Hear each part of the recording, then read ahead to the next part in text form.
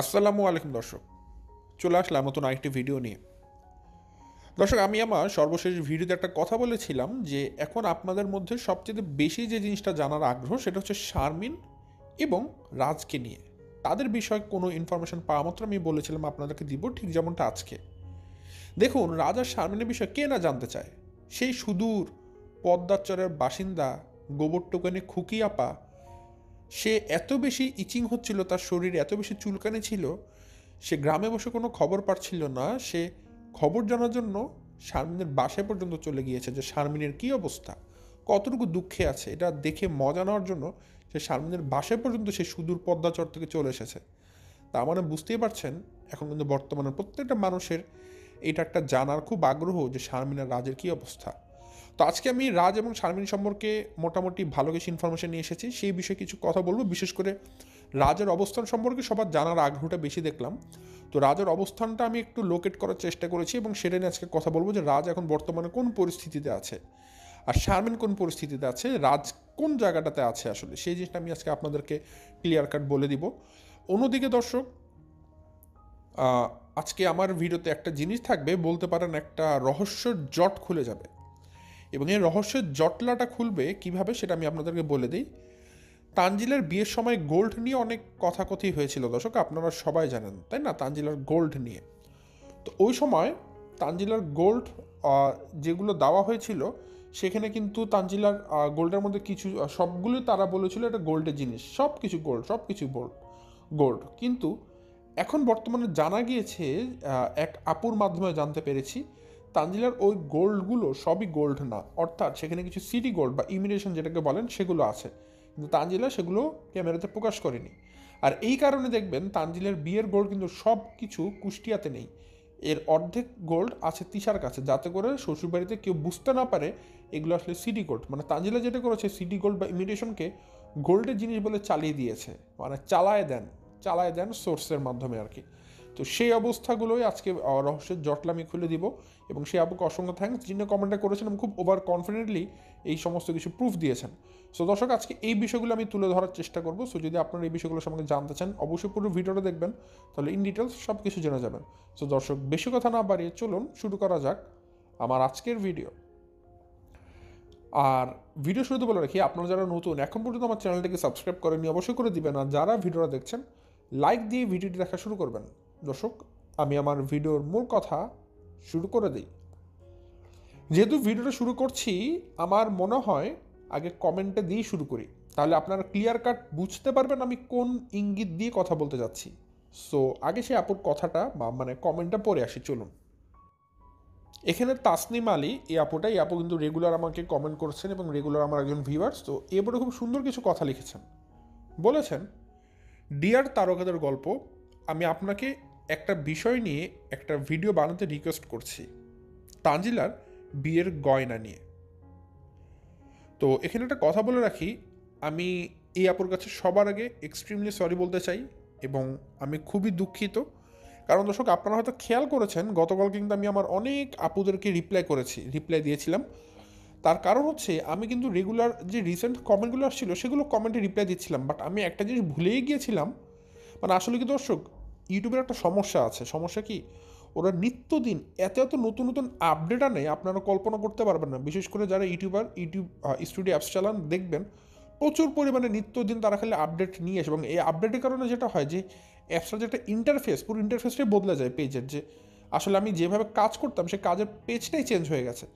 তো এতে করে যেটা হয়েছে, মানে কমেন্ট সেকশন কন্ট্রোল করার আমার কাছে খুবই মানে মানে এখন মনে একটা সাফোকেশন ফিল আর কি, দম বন্ধ হয়ে যায় এরকম একটা অবস্থা। মানে এমন করে ফেলা হয়েছে কমেন্ট সেকশনটাকে, মানে স্টুডিওর ভিতরে, যে আমি যে রিপ্লাই দিব দেখা যায় কোন কমেন্ট কোথায় আছে খুঁজেই পাইনি, এরকম একটা অবস্থা। মানে খুবই বাজে লাগে এখন এই নতুন আপডেটগুলো আমার কাছে।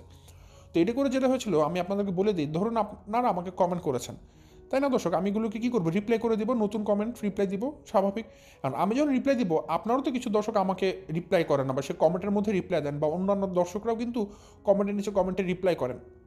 তো এই যে নতুন যে রিপ্লাইগুলো আসে, সেগুলো রিসেন্ট কমেন্টে তারা শো করে না। সেটা মানে শো করার জন্য কী করতে জানেন, ফিল্টার করতে হয়, আবার সার্চ করতে হয় যে এটা রিপ্লাই উইথ নিউ কমেন্ট, নাকি হচ্ছে কি এটা আবার এখনও রিপ্লাই করে দিন, মানে অনেক ধরনের মানে অপশান ফিল্টার করে আমাকে খুঁজে বের করতে হয়। তো এই জিনিসগুলো আমার আসলে মানে খুব একটা যে জানতাম না এমনটা না, জানতাম। নতুন আপডেট আসার জন্য যেটা হয়েছে দর্শক, মানে ইন্টারফেসটা বদলে গিয়েছে, যেন আমার হাতের নাগালে ছিল না, খোঁজের মধ্যে ছিল না, যেন আমি বাই মিস্টেক ভুলে গিয়েছিলাম। তো গতকালকে আমি এই যে নতুন ইন্টারফেস সেটার সাথে ইউজ টু হওয়ার জন্য পুরোপুরিভাবে আগে সব কিছু দেখার চেষ্টা করেছিলাম, কারণ এইভাবে তো আসলে হয় না। এই জন্য আমি সময় নিয়ে সব কিছু যখন দেখছিলাম, তো তখন দেখলাম যে কমেন্টের এই যে অপশানটা, যে আমার দর্শকরা যারা কমেন্টের নিচে রিপ্লাই করেছিলেন, এগুলো আমার একটাও রিপ্লাই দেওয়া হয়নি এবং আমার একটাও দেখা হয়নি। মানে আমি এটা খুবই দুঃখিত এর জন্য। সেমভাবে এই যে এই আপুটা কিন্তু আমাকে কমেন্ট করেছেন প্রায় আরও 1 মাস আগে। তো এই 1 মাস আগের কমেন্ট আমি এখন গিয়ে দেখতে পেরেছি। তো চিন্তা করুন, এরকম আমি কিন্তু অনেক আপুদেরকে গতকালকে কমেন্টে রিপ্লাই দিয়েছি, হয়তো আপনারা এটা দেখেছেন দর্শক। তো যাই হোক, সেটা বড় বিষয় না। সো আমি এক্সট্রিমলি সরি বলে নিচ্ছি। বাট হ্যাঁ, যারা আমাকে কমেন্ট করেছেন, একজনও কমেন্টে বৃথা যায়নি, কারণ আমি সবার কমেন্টই পড়েছি এবং চেষ্টা করেছি রিপ্লাই দেওয়ার জন্য। ঠিক যেমন দেখুন, তাসনিম আলী আপু, এক আপুর কমেন্টটা সে 1 মাস আগের, কিন্তু আমি কিন্তু ঠিকই আপুর কমেন্টটা পড়েছি এবং আজকে মনে হলো যেটা নিয়ে অবশ্যই তাড়াতাড়ি করে ভিডিও দিয়ে দেওয়া উচিত, নাহলে জিনিসটা পুরনো হয়ে যেতে পারে। তো আবার চলে আসি আমি যেখানে ছিলাম। তাসনিম আলী আপুটা লিখেছিলেন যে, আচ্ছা ডিয়ার তারকাদের গল্প, আমি আপনাকে একটা বিষয় নিয়ে একটা ভিডিও বানাতে রিকোয়েস্ট করছি। তানজিলের বিয়ের গয়না নিয়ে। বড় গয়নাগুলো গোল্ড না, টু দ্য পয়েন্ট দর্শক। তানজিলের বিয়ের যে বড় গয়নাগুলো ছিল সেগুলো নাকি গোল্ড না, ওইগুলি গোল্ডে ধোয়া পানি দিয়ে বানানো, যেগুলো 4,000 থেকে 5,000 টাকায় বানানো যায়, যেগুলোকে আমরা অনেকটা গোল্ড প্লেটিং বলতে পারেন, বা আমরা অনেকে বলি যে ঠিক আছে যে ওই যে ইমিটেশন বলি, বা সিটি গোল্ড, অনেকে অনেক ধরনের নাম বলি আর কি। তো আমি তাঁতিবাজারে যে এরকম গয়না দেখেছি, দেখতে সেম একরকম, বাট নট রিয়েল গোল্ড, বেচা যাবে না। দেখেন না, এই জন্য তিশা গোল্ড সাকিবের কাছে দেয় না। এই পয়েন্টটা আমার কাছে খুব ভালো লেগেছে। আসলেই কিন্তু আমি আপনাদেরকে এটা জানাতে চাই, সাকিবকে কিন্তু এই গোল্ডগুলো দেওয়া হচ্ছে না, কারণ সাকিব কোষ্ঠী পাথরে যাচাই করলে বের হয়ে যাবে আসল সত্য। ওরা যে কোনো গোল্ড বানাতে একজন একজন স্বর্ণকারের কাছে যায়, আর তাই নিয়ে কত ভিডিও করে।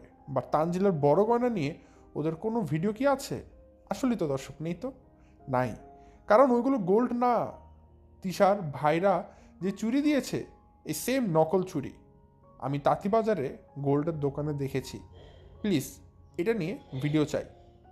আমি কমেন্ট করে ওদের রিকোয়েস্ট করেছি ওই গোল্ডগুলির রিসিপ্ট শো করে ভিডিও বানাতে, বাট করে না, কারণ কট হয়ে যাবে যে। খুব সুন্দর করে আপু কথাগুলো বলেছে, এবং খেয়াল করে দেখবেন দর্শক যে কথাগুলো কিন্তু খুব লজিক্যাল, এবং এগুলো কিন্তু আমাদের চোখের সামনে ঘুরেছে, আমরা কেউ ধরতে পারিনি। ফার্স্ট কথা, এই যে গোল্ডগুলো তানজিলার বড় বড় গয়নাগুলো ছিল, অত বড় গয়নার গোল্ড কিন্তু খুব কোটিপতিরাও কিনতে পারে না, কারণ অত বড় গোল্ড দিয়ে যদি গয়না বানায়, অনেক ভরি গোল্ড চলে যাবে। সামান্য একটা সুতার মতো একটা গোল্ডের চেইনে যদি দর্শক 8 আনা 12 আনা চলে যায়, তাহলে বুঝবেন অত মোটা মোটা গোল্ডের চেইনগুলোতে কত ভরি গোল্ড চলে যেত। ওর তো জীবনেও তানজিলের পেছনে তিশা বাপ্পি খরচ করবে না। তো সেগুলো অবশ্যই ইমিটেশন বা সিডি গোল্ড যাই বলেন, গোল্ড প্লেটিং সেগুলোই ছিল। এখন কথা হচ্ছে কীভাবে বুঝবেন। প্রথম কথা, গোল্ড নিয়ে কিন্তু বিয়ের পর তানজিলা কয়েকবার নাটক করেছিল, দেখেছেন, একবার শ্বশুরবাড়ি রাখে, একবার মায়ের কাছে রাখে। বাট একটা কথা সত্যি, তানজিলা বড় গোল্ডগুলো কিন্তু কুষ্টিয়াতে নিয়ে যায়নি, তার মায়ের কাছেই রেখেছে, তিশার কাছেই রেখেছে। কারণ তানজিলা ভালো মতো জানে, এই গোল্ডগুলো যদি সাকিব কোনোভাবে একবার গোল্ডের দোকানের কাছে নিয়ে জিজ্ঞাসা করে, ভাই এখানে গোল্ডের মাত্রা কতটুকু, পরিমাণ কতটুকু, ওই দোকানদার বলে দিবে এটা তো গোল্ডের মাত্রা তো পরের কথা, এটা তো গোল্ডই না, এটা তো মরিচিকা, এগুলো তো কিচ্ছু না, এটা তো গোল্ডই না। এই জন্য তানজিলা জানে এর জন্য তো তার মানের যত একদম নষ্ট হয়ে যাবে, এর চাইতে ভালো এটা মায়ের কাছে থাকুক। সবাই জানবে গোল্ড দিয়েছে, অনেক ভরি গোল্ড দিয়েছে, বাট কিসের গোল্ড দিয়েছে এটা জানার দরকার নেই। গোল্ড প্লেটিংয়ের গোল্ড দিয়েছে, গোল্ডে ধোয়া স্বর্ণ দিয়েছে, ইমিটেশন দিয়েছে আর কি। সে যাই হোক, আরেকটা কথা দর্শক খেয়াল করে দেখবেন, এই যে তানজিলা যে গোল্ডের কেনার যে মার্কেটিংটা, যেটা বাপ্পি কিনে গিয়েছিল, মনে আছে আপনাদের? 2 লক্ষ না কত লক্ষ টাকার গোল্ড কিনে দিয়েছিল বাপ্পি তানজিলাকে, সেটা কিন্তু ভিডিও করা হয়েছিল, তারা মার্কেটে গিয়ে ভিডিও করেছিল। কিন্তু তানজিলার বাকি গোল্ডগুলোর ভিডিও কি কেউ দিতে পারবেন? লিঙ্ক আমাকে কেউ দিতে পারবেন না, কারণ তানজিলার বাকি যে গোল্ডগুলো সেগুলো তারা আড়ালে কিনেছে, যাতে করে কেউ দেখতে না পারেন। এখন সেগুলোকে বিয়ের গোল্ডের সাথে মিশিয়ে দেওয়া হয়েছে, যাতে করে সবাই ভাবে পুরোটাই গোল্ড। তানজিলাকে কত গোল্ড দিয়ে বাঁধানো হয়েছে, এটাই ছিল তিশার একটা চালাকি।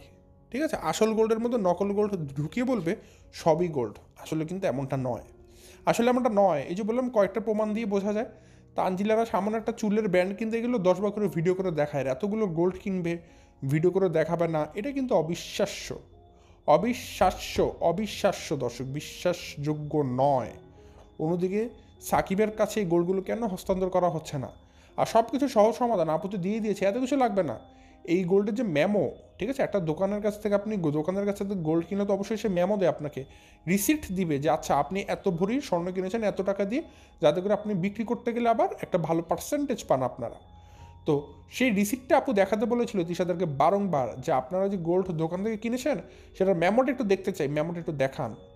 বাট তিশারা রেসপন্স করেনি।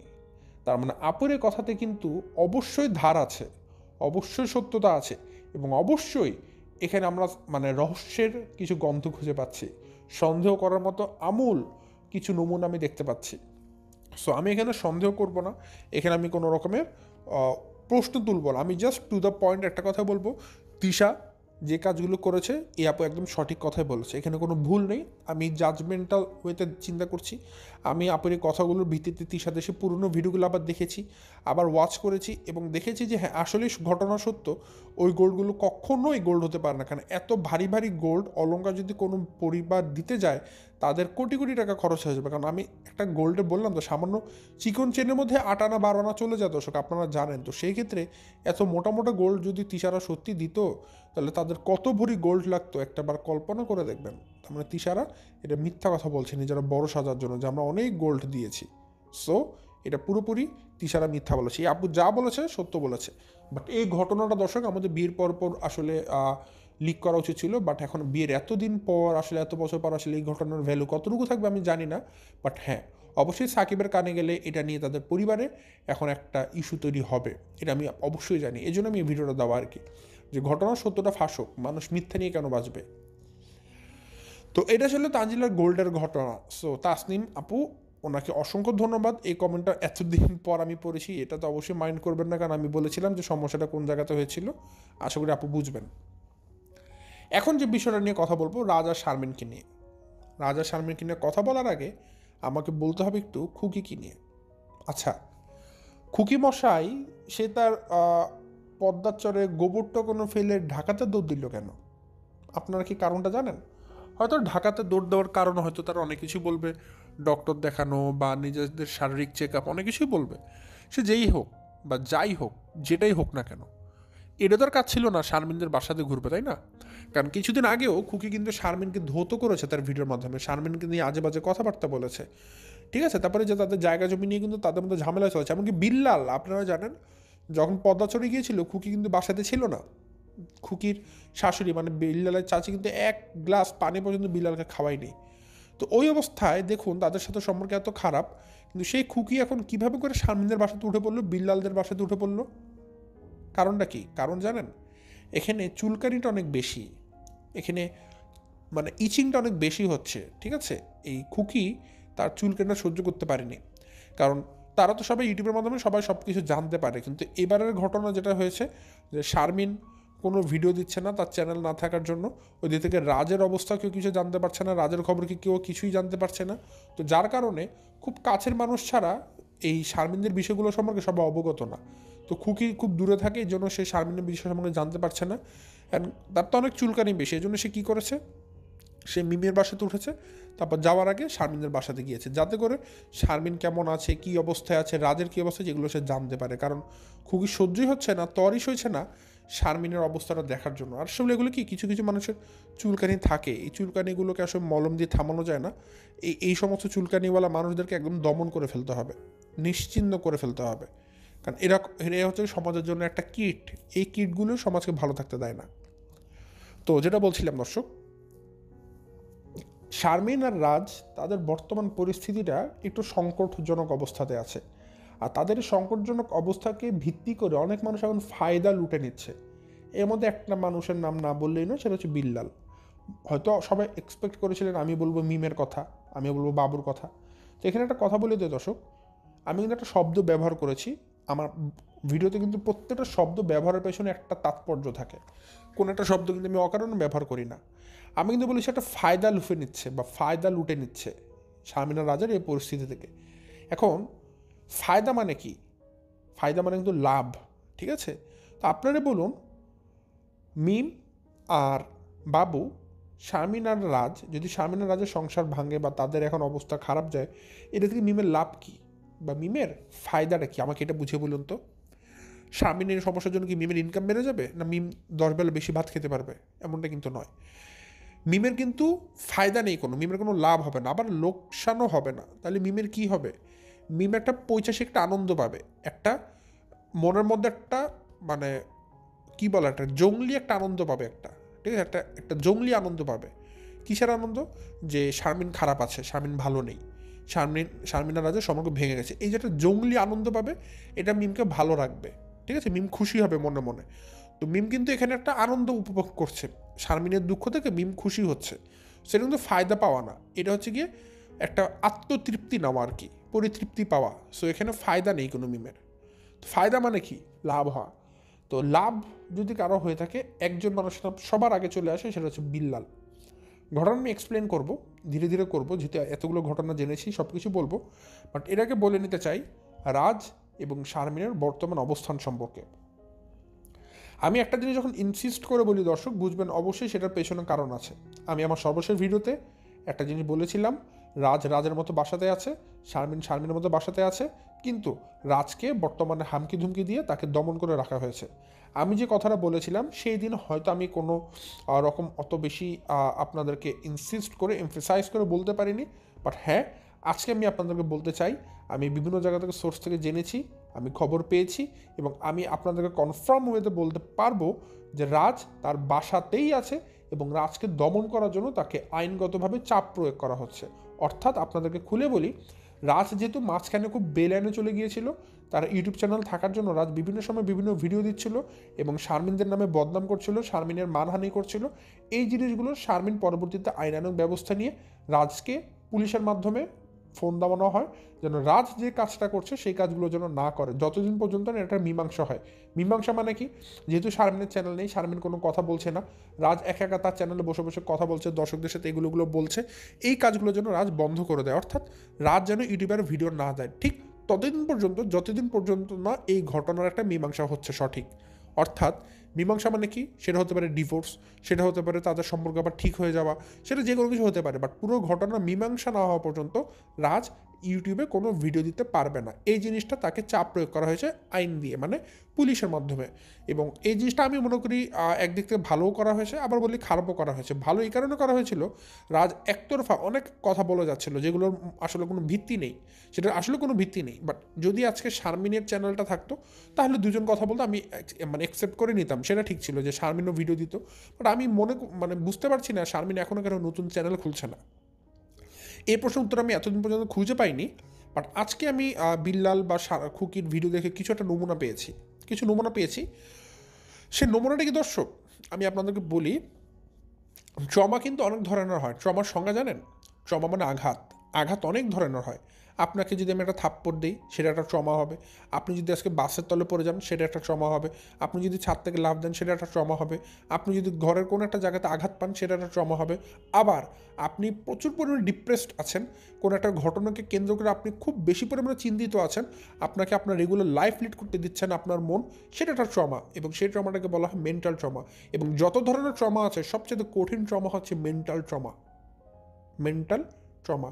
তো শারমিনকে দেখলাম আমি বিভিন্ন জনের ভিডিওতে, এবং আমার কাছে মনে হয়েছে শারমিন একদম ভেঙে গেছে। শারমিন ভেঙে চুরে একদম গুরু গুরু হয়ে গেছে দর্শক।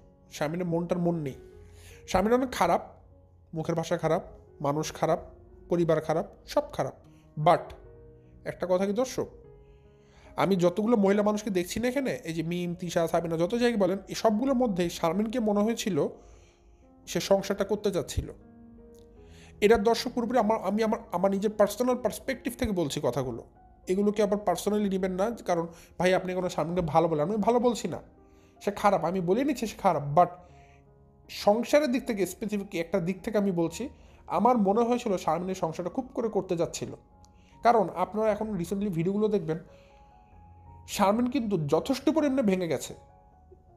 তার চেহারা দেখুন, তার মুখে হাসি নেই, তার অবস্থা দেখুন, তার বাচনভঙ্গি দেখুন, তার চালচলন দেখুন, দেখতেই পারবেন একটা উদাসীন। সে তার জীবন সম্পর্কে সন্দিহান নেই, সে খুব উদাসীন জীবনযাপন করছে, খুব আপসেট মাইন্ডে আছে। এগুলো মানুষ কখন থাকে? যখন সে অনেক বেশি চিন্তিত থাকে, দুঃখে থাকে।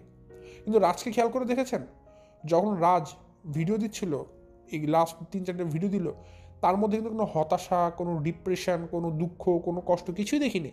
বরং আমরা দেখেছিলাম সে খুব সুন্দর করে ভিডিও দিচ্ছে, অ্যাড দিয়ে টাকা কামাচ্ছে, কোনো দুঃখ কষ্টই ছিল না। বাট কষ্ট পাচ্ছিল ফুপে ফুপে শারমিন, কারণ শারমিন এই সংসারটা তো অনেক কিছু দিয়েছে, সে সংসারটা করতে চেয়েছে। তো যার এফোর্ট থাকে সে অবশ্যই কষ্ট পাবে। এখানে রাজের এফোর্টটা কী ছিল? সে তো টাকাও কামাতে পারে না, কোনো যোগ্যতা ছিল না, তার মানে পুরো সংসারটা গোছানোর পিছনে একজনের এফোর্ট ছিল, সেটা ছিল শারমিন। তো যেহেতু সংসারটা তার এখন গোছানো, সংসারটা ভেঙে যাবে, অবশ্যই সে এখন ডিপ্রেশনে থাকবে, কষ্টে থাকবে, এটাই বাস্তব। তো শারমিন এখন খুব পরিমাণে ডিপ্রেশনে আছে দর্শক। আপনারা ভিডিওগুলো দেখলে বুঝতে পারবেন, চুপ করে আছে। একটা মানুষ খারাপ হতে পারে দর্শক, একটা মানুষ খারাপ হতে পারে, বাট এই কারণে আমাদের এটা উচিত না যে ওই মানুষটা যদি কোনো কিছু ভালো করতে চায় সেটাকে খারাপের কাতারে ফেলে দেওয়া। শারমিন খারাপ মানুষ, কিন্তু সে যদি সংসার করতে চায়, এখন এই সংসার করতে চাওয়াটাকে যদি আমরা নোংরা জিনিস বানিয়ে দেই, সেটা আসলে মানে লিগাল হচ্ছে না। শারমিন সংসার করতে চেয়েছিল, আর সেই সংসারটা করতে পারেনি। এখন করতে পারেনি, এখানে অনেকগুলো ফ্যাক্টর আছে। প্রথমত এই যে রাজার সাথে যে পরিস্থিতির উদ্ভূত হয়েছে, আমি মনে করি এটা কোনো কিছুই না, এটা খুবই একটা মানে কীভাবে নগণ্য একটা বিষয়, নগণ্য একটা বিষয়। সেটা কি বিষয়? টাকা পয়সা নিয়ে। হ্যাঁ, এখানে প্রথমত শারমিনকে বুঝতে হবে রাজ আসলে লোভী ছেলে। সে প্রথমত লোভী ছেলেকে বিয়ে করলো কেন? কচি ছেলে দেখে, নাকি একটা পুরুষ পেয়েছে, থাকতে পারবে, তার চাহিদা মেটাবে এই কারণে? খারাপভাবেই বলবো, কারণ একটা বিয়ে মানে শুধু বিয়ে না, একটা বিয়ে মানে অনেকগুলো বন্ধন। তো শারমিন এরকম ধূপ করে একটা ছেলেকে এভাবে বিয়ে করে ফেলবে কেন? কারণ কি? দেখবে, শুনবে, জানবে, তারপর না বিয়ে করবে। প্রথমত স্বামীকে বুঝতে হবে সে অনেক বয়স বড়। তো ধূপ করে সে একটা এরকম কচি ছেলেকে বিয়ে করতে পারে না, এখানে অনেক সমস্যা আছে। তো যেহেতু সে বিয়ে করেছে, এখন সে যদি খারাপ থাকে এটা বুঝতে হবে সে তার নিজ দায়িত্বে খারাপটাকে ডেকে এনেছে, নিজ দায়িত্বে ডেকে এনেছে। সেখানে অন্য কেউ দায়ী নয়, এটা স্বামীকে মেনে নিতেই হবে। তো সে যদি এখন কান্নাকাটি করে ডিপ্রেশনে থাকে, এটা দায় সম্পূর্ণভাবে তার একার। সে কেন রাজকে বিয়ে করতে গেল? রাজকে বিয়ে কেন করতে গেল? সে রাজের মতো ছেলেকে, যে ছেলের কোনো যোগ্যতাই নেই, সে টাকার জন্য বসে আছে, শারমিনেরটা খাবে। তো এরপরে যেটা হয়েছিল, তাদের বিয়ের পর টাকা পয়সা নিয়ে ঝামেলা হয়েছিল। শারমিন বিল্লালকে টাকা পয়সা দিত, এটা রাজ পছন্দ করতো না, এই কারণে রাজের সাথে টাকা পয়সা হিসাব নিয়ে শারমিনের একটা দ্বন্দ্ব লেগে যায়। আচ্ছা ঠিক আছে, সেগুলো তাদের পার্সোনাল ইস্যু। সো যেহেতু এটা শারমিনের নিজের ইনকাম করা টাকা, এবং ইসলাম এটা বলে দিয়েছে মহিলাদের ইনকামের উপর স্বামীর কোনো মানে হক নেই, তো সেক্ষেত্রে আমি বলারও কোনো রাইটস রাখি না। বাট হ্যাঁ, এটা কিন্তু আছে অবশ্যই, স্ত্রী যে কোনো কাজ করতে গেলে, যে কোনো জায়গায় গেলে, কিছু করতে গেলে অবশ্যই স্বামীর পারমিশন নিয়ে করতে হবে, বা স্বামীর পারমিশন নিয়ে যেতে হবে। এমনকি ঘরের বাইরে পা দিলেও কিন্তু স্বামীর অনুমতি নিয়ে নিতে হবে। তো শারমিন কি কাজগুলো করেছিল? রাজকে খারাপ বলছি, রাজ টাকা পয়সা চায়, লোভী ছিল, ঠিক আছে, বাট স্ত্রী হিসেবে শারমিন কিন্তু তার দায়িত্ব পালন করেছিল? করেনি কিন্তু। শারমিন কিন্তু ইন্ডিপেন্ডেন্সই চাচ্ছিল, মানে সে ইন্ডিপেন্ডেন্ট থাকতে চাচ্ছিল, সে তার মতো করে যখন মন চায় ঘরে বাইরে বের হবে, যেখানে মন চায় যাবে, বাট সে রাজকে জানাবে না। এটাও আবার ইল্লিগাল, এটা আবার ইসলাম বলেনি। তার মানে এখানে খেয়াল করে দেখবেন দুজনই সমানভাবে দোষী। শারমিন সে একটা দাম্ভিকতা নিয়েছিল যে আমি সংসারে টাকা দিচ্ছি, আমি এখানে সব আমার যা মন চায় আমি তাই করবো, এই যে একটা দাম্ভিকতা শারমিনের মধ্যে ছিল। আর রাজের মধ্যে ছিল যে আমার বউ আমার কথা বাইরে কেন কাজ করবে, তার মধ্যে একটা ইগো ছিল যে আমার বউ কেন আমার কথা শুনে না। তো এই যে একটা দুইজনের মধ্যে যেটা দাম্ভিকতার মধ্যে যে ইগো চলে এসেছিল, এই একটা কারণে তাদের সংসারটা আর একসাথে টিকতে পারেনি দর্শক, ঠিক আছে। সো আমি মনে করি দুইজনই সমানভাবেই দোষী, সমানভাবেই দোষী। তো এখন বর্তমানে যেটা ঘটেছে, একটা নতুন ইনফরমেশন আমি আপনাদেরকে দিই।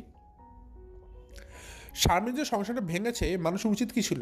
যে ইস্যু নিয়ে সংসারটা ভাঙছিল সেটা কোনো ইস্যুই ছিল না, ঠিক আছে, টাকা পয়সা নিয়ে এগুলো দুই পরিবার একসাথে বসে কিন্তু জিনিসটাকে মিটমাট করে দেওয়া যেত, কম্প্রোমাইজ করে আলোচনা সমালোচনার মাধ্যমে জিনিসটাকে একটা সমাধান দেওয়া যেত। বাট সিঙ্গেল কোনো মানুষ এই জিনিসটাকে মানে চেষ্টা করেনি যে শারমিনের সংসারটাকে আমরা জোড়া লাগিয়ে দিই, তাদেরকে বুঝিয়ে শুনে আবার সংসার করতে পাঠিয়ে দিই।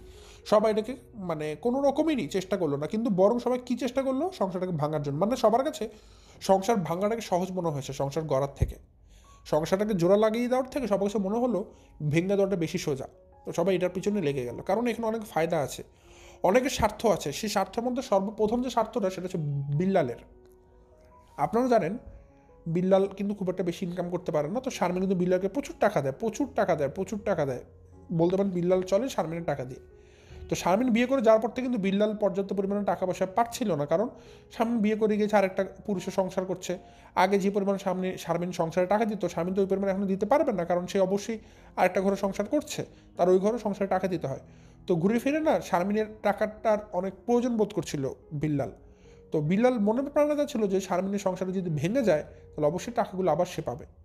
তো এখন যেহেতু ভেঙে গেছে, সবচেয়ে বেশি লাভবান বিল্লাল হচ্ছে, কারণ দেখবেন শারমিনের সব টাকাগুলো কিন্তু বিল্লাল খাবে এবং সে মজ মাস্তি করবে, ফুর্তি করে বেড়ায়। দেখবেন বিল্লাল কিন্তু খুব ভালোভাবে টাকা উড়াচ্ছে। সব কিন্তু তার টাকা না, এগুলো কিন্তু শারমিনের টাকা। শারমিন কিন্তু দফায় দফায় বিল্লালকে অনেক টাকা দিয়েছে। যে ইস্যুটা নিয়ে রাজের সাথে সম্পর্কটা ভাঙলো, বিল্লালকে 3 লাখ টাকা দেওয়া হয়েছিল। কেন 3 লাখ টাকা দিয়ে? আমার প্রশ্ন, 3 লাখ টাকা কি কম?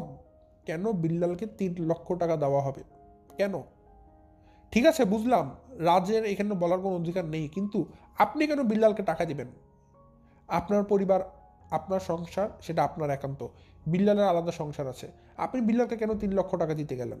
এখন হয়তো আপনি বলবেন আমার ভাই আমি দিয়েছি, অবশ্যই আপনার ভাই আপনি দিতে পারেন, সাহায্য সহযোগিতা করতে পারেন, বাট এটা বুঝতে হবে 3 লক্ষ টাকা আপনি যদি একটা মানুষকে এভাবে ধূপ করে দিয়ে দিচ্ছেন দান করার মতো করে, আপনারও তো সংসার আছে, আপনাকে তো আপনার সংসারের দিকে তাকাতে হবে।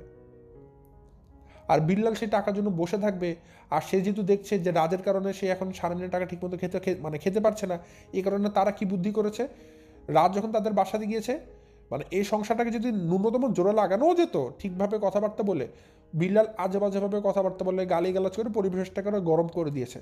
এখন যেভাবে গরম করা হয়েছে, এখন এই সংসার জীবনেও জোড়া লাগবে না, এখন এই সংসার শিওর ভাঙবে, 100% ভাঙবে। কারণ যদি বিল্লালরা এরা যদি খারাপভাবে কথা না বলে ভালোভাবে রাজের সাথে কথা বলতো, সংসারটা জোড়া লাগার একটা সম্ভাবনা থাকতো। হয়তো শারমিন এভাবেই এসেছিল যে আমি একটু অভিমান করে আসি, আমি আবার 2 দিন 3 দিন 5 দিন বাসাতে থেকে পরে আবার চলে যাব, রাজ অপেক্ষা করুক। কিন্তু বিল্লাল বাবু এমন একটা পরিবেশ তৈরি করেছে যে এখন রাজকে এমনভাবে অপমান করা হয়েছে, গালিগালাজ করেছে, রাজ চাইলে কিন্তু এখন এই সংসার করবে না।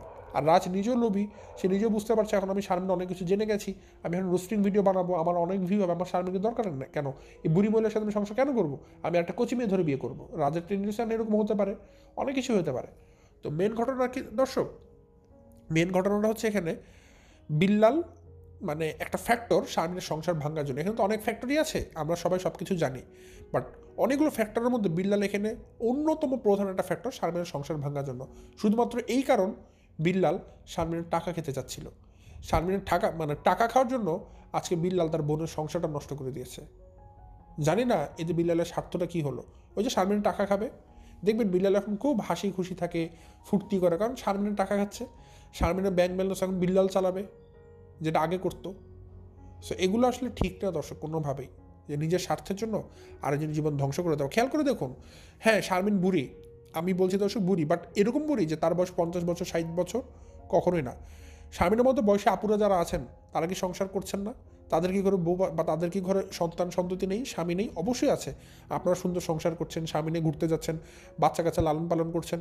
তো শারমিনের বয়সে একটা নারী হিসেবে কি তার কি শখ আহ্লাদ থাকতে পারে না যে আমার একটা স্বামী থাকবে, আমার একটা সংসার থাকবে, আমার একটা বাচ্চা কাচ্চা থাকবে, আমি সংসার করব?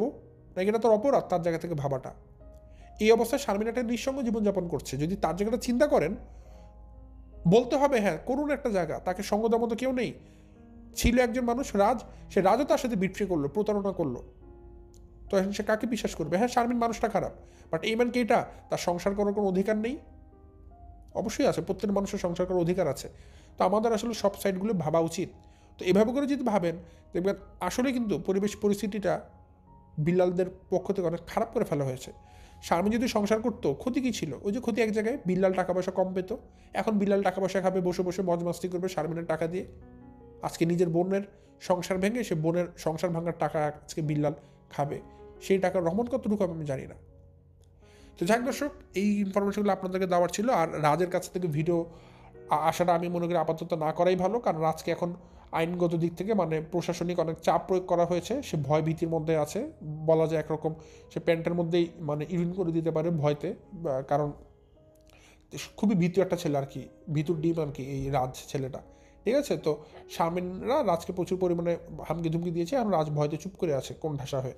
তো জানি না সে কবে ভিডিও দিবে, বাট আমি যতটুকু খবর পেয়েছি মানে আপাতত একদম যেদিন ভিডিও পাবেন সেদিন জানতে পারবেন যে রাজ আর শারমিনের ডিভোর্স হয়ে গেছে, সেদিন হয়তো ভিডিওটা দেখতে পারবেন।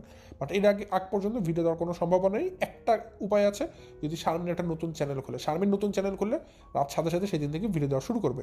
অন্যথায় শারমিন যতদিন মুখ খুলবে না ততদিন রাজকে আমরা আর মুখ খুলতে দেখছি না। এ পর্যন্ত আমি এতটুকু তথ্য পেয়েছি দর্শক। সো আজকের ভিডিও পর্যন্তই, আজ আর বিষয়টা বাড়াচ্ছি না, এখান থেকে বিদায় নিচ্ছি। সবাই ভালো থাকবেন, সুস্থ থাকবেন। আসসালামু আলাইকুম।